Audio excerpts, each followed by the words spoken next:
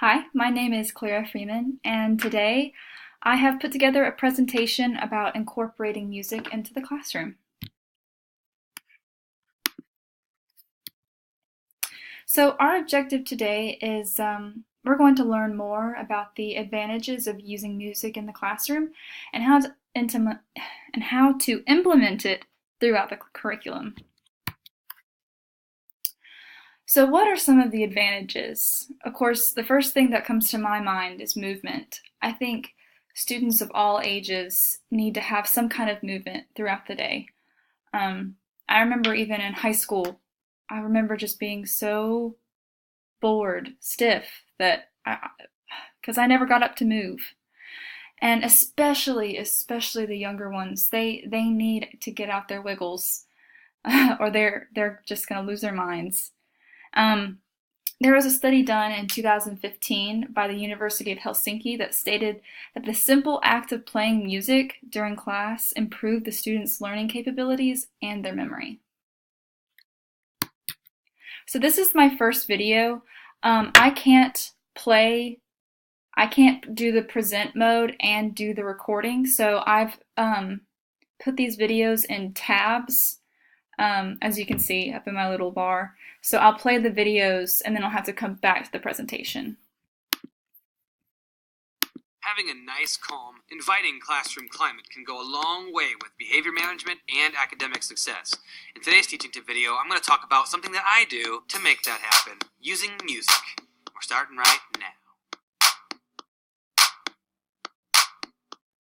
No, I don't mean teaching music. I mean playing music in the background while the students work. If I think about it, every time I do any type of work at all, I'm listening to music in my ear, my headphones, or I've got music blasting in the house. So, when I have music playing in the background while students are working, I have music playing in the background as soon as they walk in the morning. I've got some music playing, calm music in the morning. You can have different types of music for different types of moods and atmospheres. When we're working and we're doing our work time during small group instruction, I like to have something a little bit more upbeat, a little bit more, something you can bop your head to a little bit, and my students have responded really well. One of my favorite things is looking out at my students working while they're working, kind of bopping their head or tapping their pencil to the beat of the music. That's a fun thing to see while you're teaching. When students are walking in the classroom in the morning, a lot of times I'll switch it up. For anything, it can be anything from Bob Marley to Mozart. I like to have something that gives off a good vibe first thing in the morning, and it plays throughout the morning. I'll pause the music if I had to make an announcement, but most of the day I have some music going on. I find that playing music keeps their volume level low as well, because if you play the same music enough, they'll start to learn the words and they'll want to kind of hum and sing along to it, so they'll want to hear as well. Another thing you can do is you can make mention of it and say, all right, remember, I play the music in the background to keep our classroom calm and quiet. So as a rule of thumb, if you can't hear the music, you're probably too loud. You can sort of use that to control their volume also. I'm on Spotify. I'm going to be putting together some playlists, and if you want to follow me on Spotify now, you can, but I'll make another announcement when more of my playlists are ready. But you can just search Kyle Thane on Spotify and you can follow me, and I'll have some school appropriate playlists for you to follow if you think that would be a good idea for your classroom. If this video helped you at all, give it a... So I really like how the way he used music as kind of a classroom tool, when he said that he uses it to keep the kids quiet. And that's ingenious, I think. So this is my first scholarly article. It's about music and movement for specifically the younger students. And like I said before, it just keeps them moving, and that's the first thing that was even mentioned in the article. And then it goes on to even before school age, even before birth, when the fetuses are in the womb, that it is found that even a fetus at 5 months responds to music by blinking or moving to the beat, and that's just wow, that's just awesome. And then one of the quotes that I found said, "One of my favorite things using instruments is actually teaching about rhythm, and which also is, basically a small form of math. When you are learning about rhythm, you are learning about patterns." I never thought of it like that. This is my second scholarly article. This one was a little different. It was written by a teacher about her experience using music in her classroom, and it kind of relates back to the guy that we watched that video on. She started off and implemented it and wanted to see how her students reacted, and she said that she also used it as a transition tool. Once the students got comfortable with the routine, they knew that when the music was turned off, that it was a sign that the activity was over and it was time to clean up and move on to the next task. She said that she also incorporated music into a math lesson. She asked the students to listen to a song and count how many times a specific word was said, and then they did an entire math lesson surrounded by just that. All right, here's the second video. It is a little longer. I don't think I'll show the entire video, but I'll show you just a little bit of it.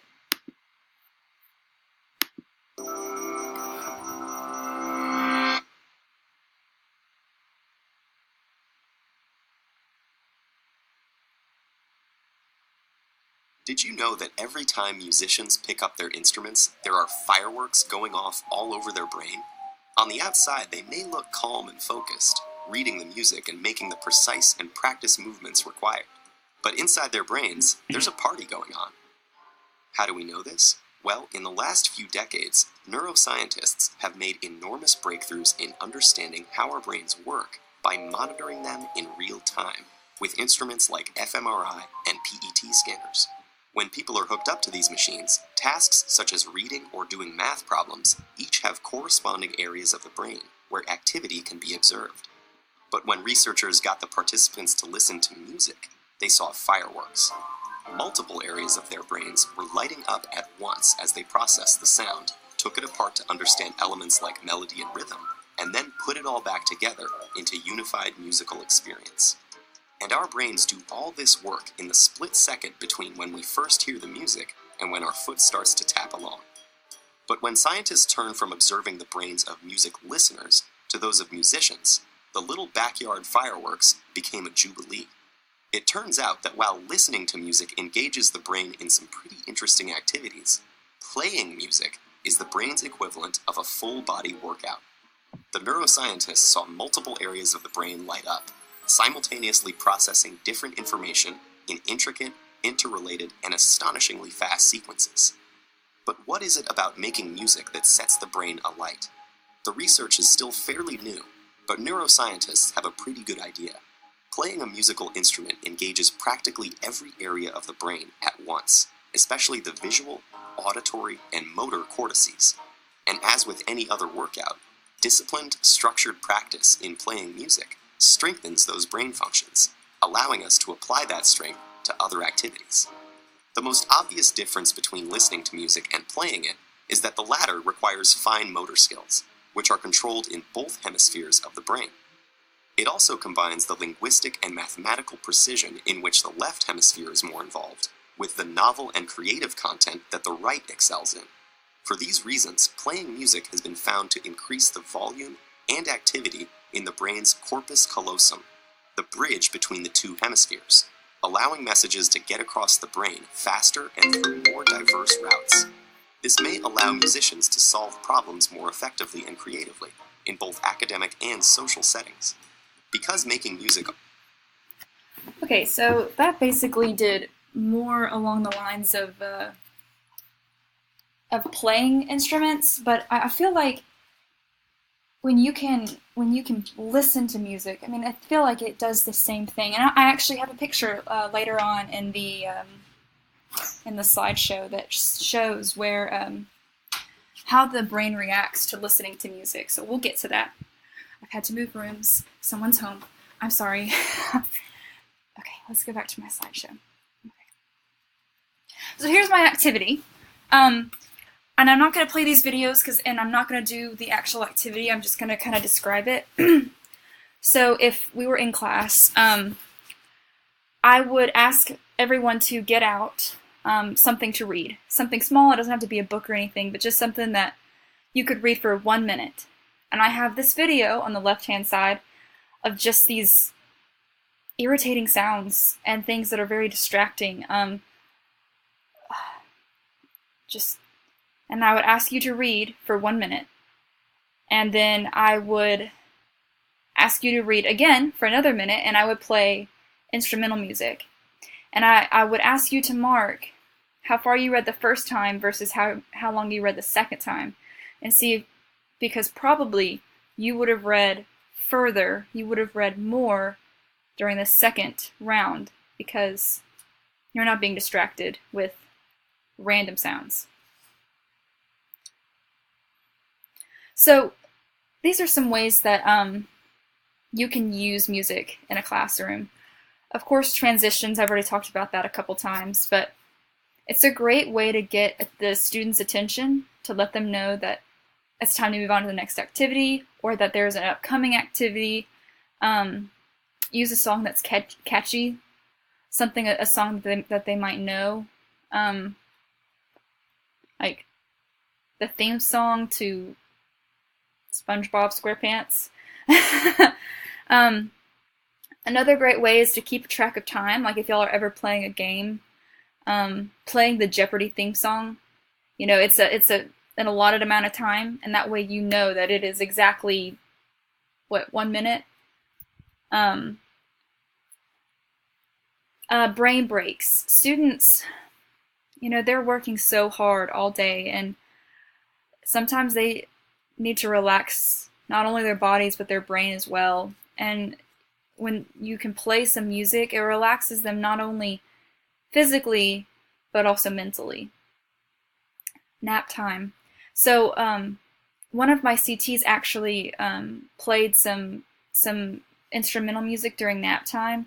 So that way when all those kids are wrestling around on their mats, you're not hearing that constantly. You're hearing the classical music, and you can kind of drift off in a nice little nap.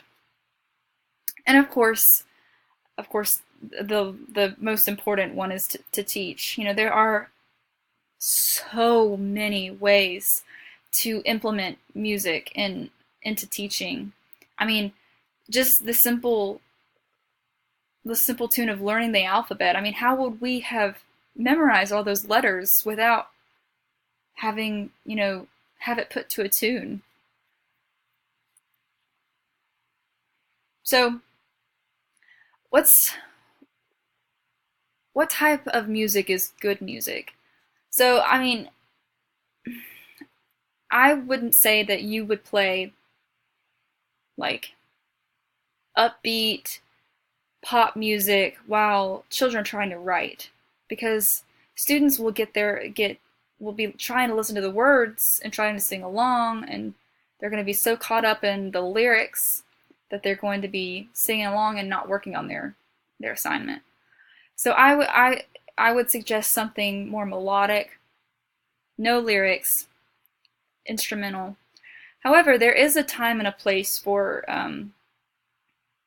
upbeat music, like if it's ever a rainy day and you need something to do, let's have a dance party. Let's play some music. Let's get people moving, get them up.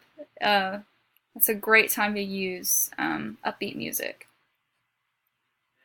So this is the picture that I was telling you about earlier. So on the left-hand side is a brain at rest, and you see there's not a whole lot of activity going on. But then on the right is the brain's reaction to music. And you can see how every part of the brain is reacting. I just think that's so cool. That's awesome. So I'm running out of time. So these are some resources. Kids Bop, those are great CDs. They're appropriate for students. Schoolhouse Rock, oh my gosh, they're fantastic. They're educational. They're funny. They have music videos. Instrumental stations on Pandora, Dr. Gene, Jack Hartman, and just make your own music. It's great. That's the best thing that you can do. Make your own music. And this is a poll. 85% of people say yes, you should have music in your classroom. Keep it diverse. You are going to have kids from all over the world and all different types of backgrounds. And these are my resources. Or